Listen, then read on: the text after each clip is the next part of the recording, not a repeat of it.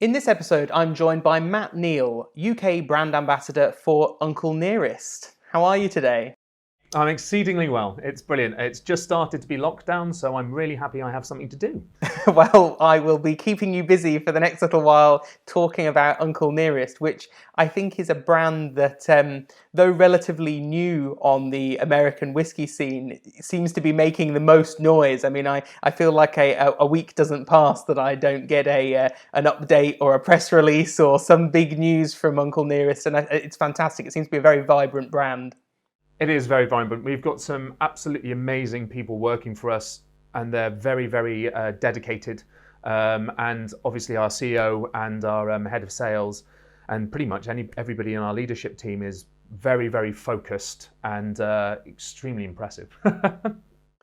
So for people watching who haven't heard of Uncle Nearest, I think there's perhaps a bit of a explaining to do around the history of the company and exactly what the liquid is as well. It's famously founded in Tennessee, and there's obviously one very famous Tennessee whiskey that's probably known by most people around the world. But if you can tell me, where did Uncle Nearest come from? So basically, Uncle Nearest and the other famous Tennessee whiskies, their histories are massively intertwined. Uncle Nearest was a distiller. He was born into slavery in 1820. We know this because we have a receipt of his ownership. And then we lose him until 1856, where he crops up as a distiller on the farm of a preacher called Dan Cole. He's making Dan Cole's whiskey, and he's using a technique called charcoal filtration, which is sending your liquid through charcoal to filter out impurities before it goes into the barrel. This is making Dan Cole's whiskey one of the most popular in the region. This is basically where the story would end, except for a chance meeting with a runaway boy, youngest of 10, at about the age of 8. So at the age of 8, this young boy, Jasper, basically runs away to the Dan Cole farm. Dan Cole takes him in and puts him to work, takes pity on him. So Jasper, after complaining for many years about the house over the hill and all the mules and all the commotion, Dan Cole takes him to the distillery to meet Uncle Nearest. And these two form this wonderful friendship. Uncle Nearest teaches him everything he knows about distilling, but not only that, he teaches him how to use the fiddle, how to whistle, and how to dance. So this friendship continues, but no matter how good young Jasper is at distilling, he's better at sales. He's an amazing salesman. I mean, he even sold this whiskey to both sides in the Civil War, when the pain of doing so was death. He used to hide the barrels under straw and rotting meat. So after the Civil War, this whiskey becomes so popular that Dan Cole's wife can't take this anymore. She was a very, very pious woman, and gives Dan Cole an ultimatum. It's either me or the whiskey. Now, Dan Cole's a very clever man. He had 10 children, so he chose his wife. Young Jasper, now a young man, 17 years old, raises the capital to buy the distillery, names it after himself, goes to Uncle Nearest, now a free man, and hires him to be his first head distiller. This makes Uncle Nearest the first African-American head distiller on record.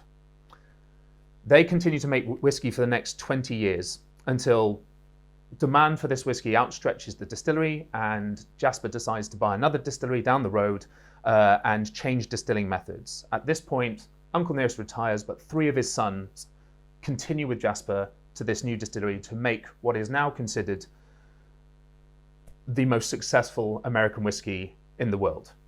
Because in Tennessee, they know Jasper by his nickname, which is Uncle Jack. We know him as Jack Daniels.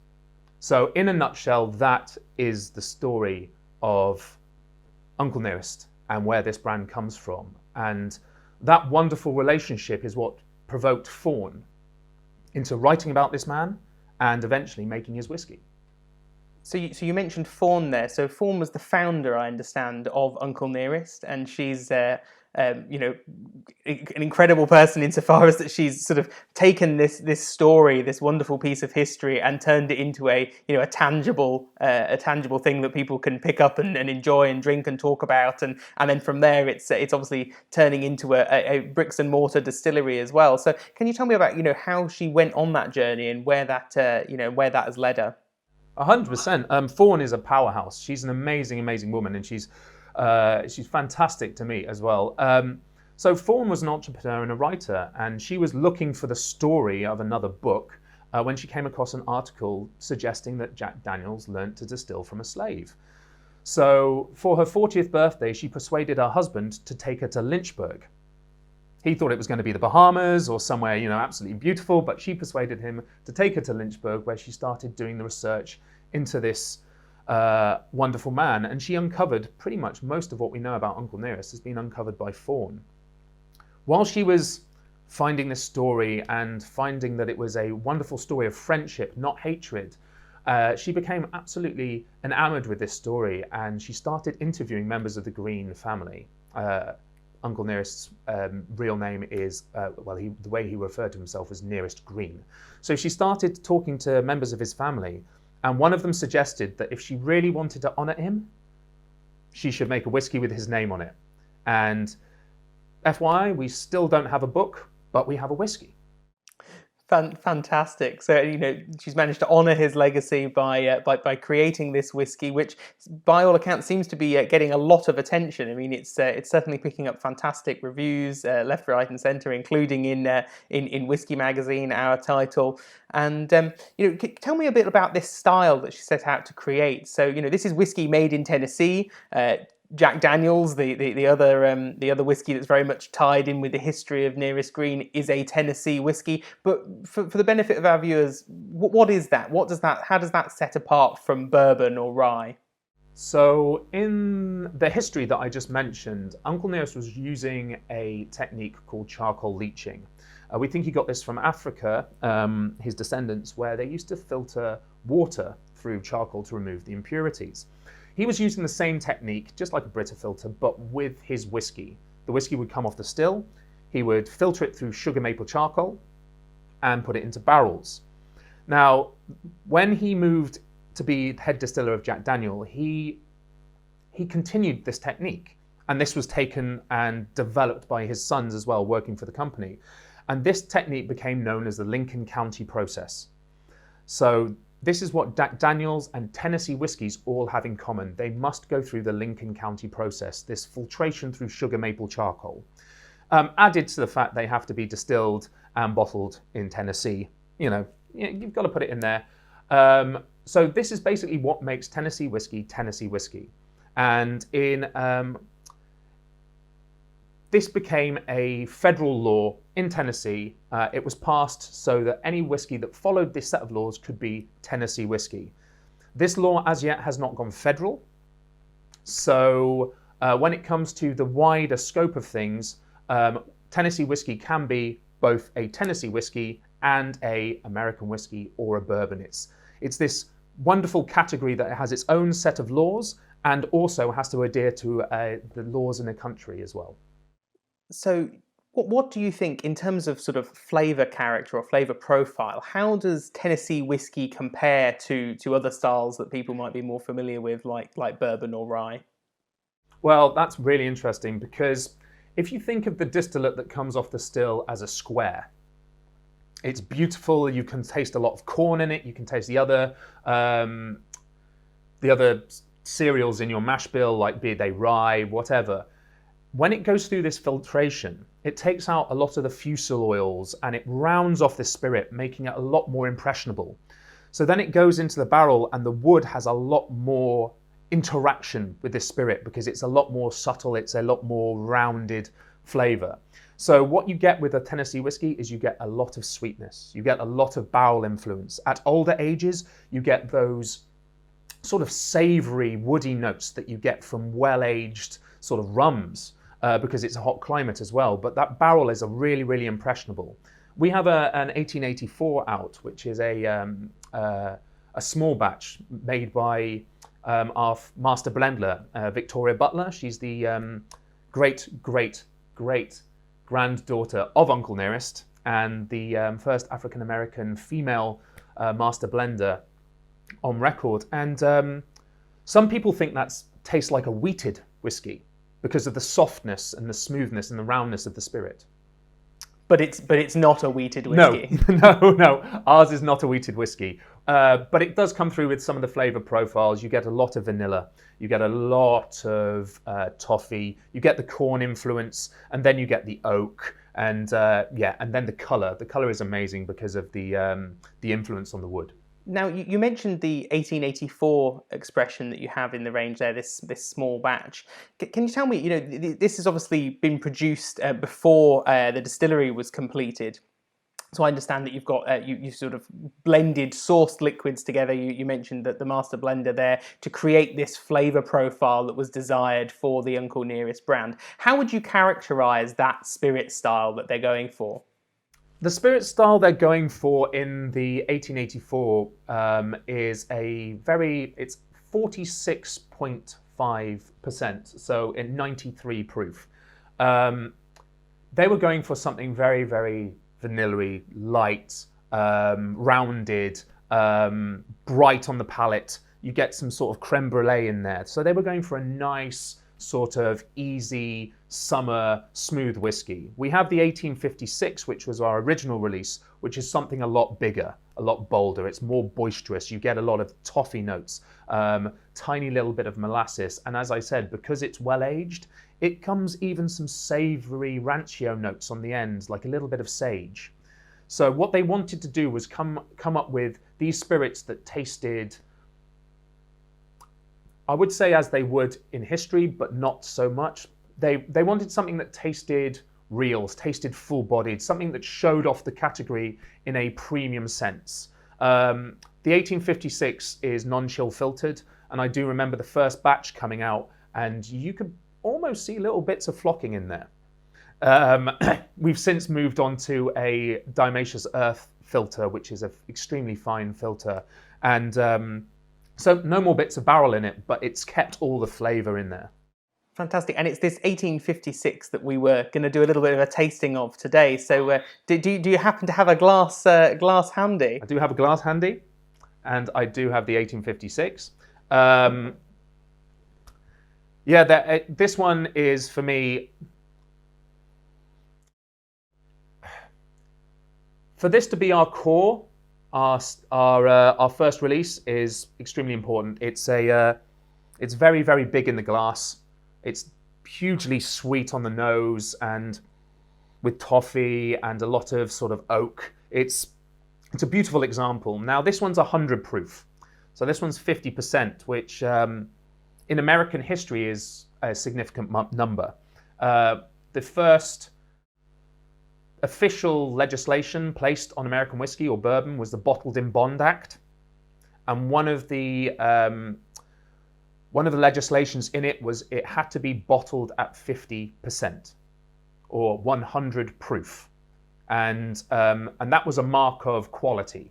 So a lot of American drinkers still see that number as quite special and a mark of quality. And so that's why we chose this number. And also at that percentage, you get a lot of flavor through. It's a big, big boy.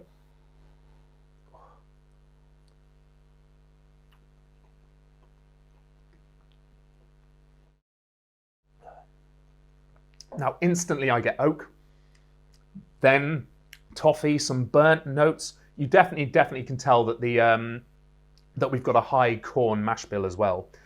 And with that corn comes the fatty acids that sort of coat your mouth. Oh, and then it ends on sort of oak, a little bit of a savory note, maybe some molasses even. It doesn't use molasses. We can't use coloring. We can't put anything in it apart from the whiskey and water. Yeah, and it lasts forever. It's a delicious whiskey.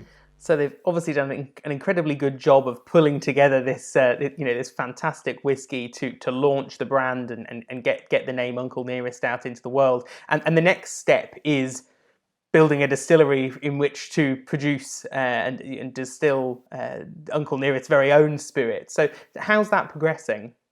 That was we basically. When Thorn first set up the company, she found along with her head of whiskey production, a woman called Sherry Moore, who is the best kind of geek. Amazing woman. I mean, she thinks that she's boring you when she's talking for hours about warehouse setup and aging and barrel aging, and you're there going, no, just give me more, give me more.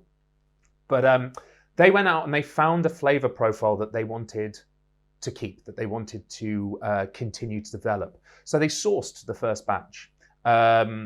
And they found the whiskey that they wanted to. It'd been through the Lincoln County process. It was Tennessee whiskey, and it had the same flavor profile. So then they went about continuing its aging in their own style to get the whiskey they wanted. The second phase of that was to contract out distilling. So at this point, we now make our own liquid, but in somebody else's distillery. This was meant to be, we call this phase 2, and it's going to be a relatively short stop. We've built a distillery. The visitors center is completely up and running. The whole farm looks absolutely amazing. It's in Shelbyville, Tennessee, and the whole place is absolutely beautiful. They store walking horses, Tennessee walking horses on it. It's stunning. The still was meant to go in this year, and production was meant to start. I think we were aiming for September. Obviously, because of COVID and those issues, building has continued, but the production has been waylaid. So I'm not sure of our time frame, but that is our own ultimate goal, is to be making our own liquid, aging it how we want, blending it how we want, and continuing Uncle Nearest's legacy for as far into the future as anybody can see. And you mentioned briefly there maturation environment and how that can play a significant role in the creation of the final spirit style that ends up in the bottle. So can you tell me a bit about the climate in Tennessee and how that affects maturation of Tennessee whiskey? Absolutely. I went out there shortly after I first started working for the company, and I basically had to take probably double the amount of shirts as I needed. I mean, it gets hot. It gets ridiculously hot. And this heat speeds up the aging. Not only does it speed up the aging, it actually gives the wood an incredible amount of influence on the spirit, especially as American whiskies have to use new oak. We at Uncle Nearest try and do something that we call proof down. Now, in proofing down, when you get a barrel of whiskey in an exceedingly hot, arid climate, it can sometimes lose water quicker than alcohol and actually go up in ABV, in alcohol. So we try and keep our barrels as low as possible, as cool as possible, and make sure they lose alcohol at the same rate or even slower than they do, even quicker than they do water. We think this basically controls the aging and allows us to get a longer aged spirit that's been aged more subtly. It's incredible. The liquid in the 1856 is between 8 and 13 years old. And at 13 years old, the barrel influence is insane. It's beautiful, but it has to be carefully regulated. And so what you get at those hot temperatures is fast aging, and that has to be controlled and managed. Fantastic. And do they have a particular plan in place for once distilling on the site is set up? Have they got particular mash bills in mind? Will it be one, or are they thinking about producing a couple of different styles on the site? What's the ultimate goal? One of the best things about working for a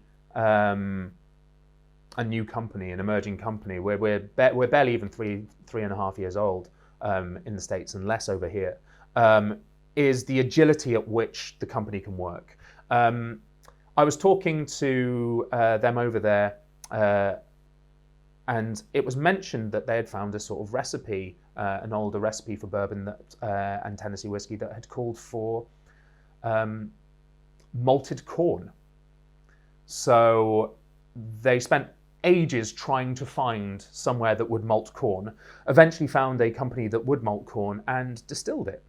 I have no idea what the mash bill for that is. All I know is it used malted corn, and I can't wait to taste it. At this point, we have 3 SKUs out. We have 3 different bottles. We have the 1856, which is our flagship. We have the 1884, which is the small batch, and a lighter, newer, brighter, more vibrant style. and we have the 1820, or over here the 1870, which is a single barrel. These are a lot rarer, and anything that goes up in alcohol, even though we're trying to age it slowly, goes into the single barrel program just in case. About 1% or even less of our barrels go into the single barrels, and when they come out, they are, I mean, the flavour and the intensity you get of the liquid is impressive. And are these single barrels available in the UK as well as the other two core expressions? We have released the Nathan Green 1870, which is a single barrel, and that was done in conjunction with a group called the British Bourbon Society. At the moment, we're looking to get the 1884 over here as soon as COVID is permitting, and then hopefully soon after the 1820. Fantastic. And there's one other thing that's been getting a lot of attention recently that I'd love to talk to you about, and that's the Nearest in Jack initiative that was launched earlier this year. Could you tell me about this? Well, this is great. Jack Daniels obviously have an immense amount of pull in Tennessee and in the American whiskey world in general, and we basically are linked by this friendship between Uncle Nearest and Jack Daniel, and it was suggested that we did something together. And the Nearest Jack Advancement Initiative is basically a scheme for us to help people of colour who are in the industry go into parts of the industry that they may not have had access to before. So anything behind the stills. We have our first person who joined it was a woman called Tracy Franklin, and she's gone into the distillery program and she's learning to distill. So this basically is I can't remember which university they have linked with over in the States, but they've developed a syllabus for distillation and for other jobs behind the camera, behind the actual drinking of the whiskey, in the distilleries, in production, and are sending people of colour through it. Brilliant. And is the view that this will be a long-term partnership? Yeah, this is a long-term partnership. It's from what I can see, the way the actual foundation has been set up suggests it's going to be going for a while, and I think it's an important time to have something like this, and hopefully in the next few years we'll be able to see the impact of this partnership coming to fruition, with more and more people entering the business in those positions.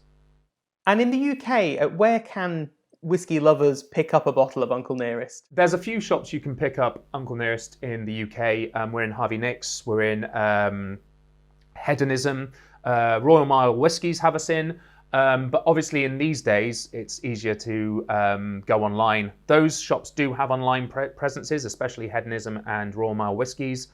Master of Malt, you can pick us up in as well, and trying to think if there's anybody else. I've seen a couple of bottles on Amazon, but so you can pick us up wherever you can find us. You can pick us up, but they are the ones that I know have bottles right now. Fantastic. And what about social media? Are you on all the usual channels? We are on all the usual channels. At Uncle Nearest is the Instagram handle. Mine is at Matt Neal ABV. We're also we have quite a established social media program in the States. They're doing cocktails and cigar pairings. You can find them on there. You can follow Fawn on social media as well. She's hugely active.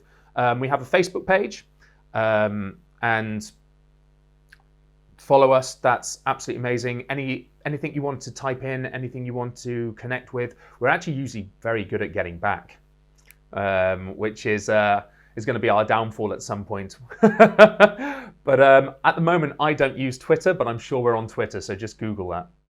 So anybody that wants you to ask you intricate questions about the Lincoln County process can get you at Matt Neal ABV. And I have had some people ask those questions. I've been doing quite a lot of virtual tastings over lockdown, and been giving out my Instagram handle, and people have been asking. And At this point, I don't mind answering people's questions over social media. I'm very open to that. I really like the idea of education and forwarding people's knowledge as a category.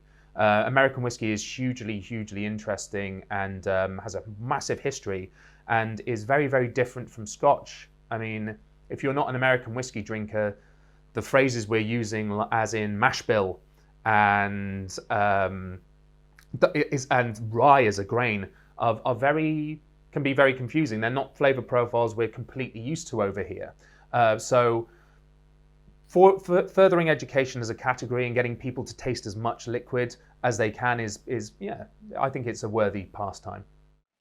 I couldn't agree more. Exactly. You know, maybe we should include a little glossary along the side of this video with, you know, what do we mean by wheated? You know, why are people using corn?